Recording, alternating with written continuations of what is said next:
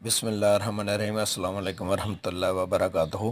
کروڑوں درود نبی کریم صلی اللہ علیہ وسلم کی ذات پہ۔ اجاز آٹو زون پہ آج ونڈ سکرین کیوں جلدی خراب ہو جاتی ہے، کیوں اس میں دھندلا نظر آتا ہے، اس کی ریزن کیا ہے؟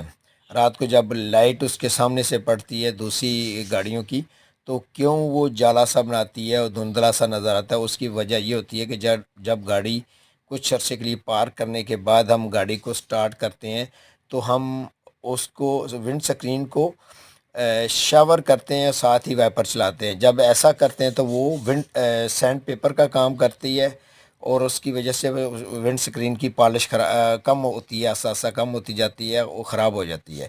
لہٰذا کوشش کیا کریں کہ پہلے کسی کے ٹاول کے ساتھ کسی کاٹن کے ساتھ اس کو صاف کرنے کے بعد آپ شاور کرنے کے بعد وائپر چلائیں تاکہ وہ سکرین کی اصل حالت برقرار رہے۔ وسلام، پاکستان زندہ باد۔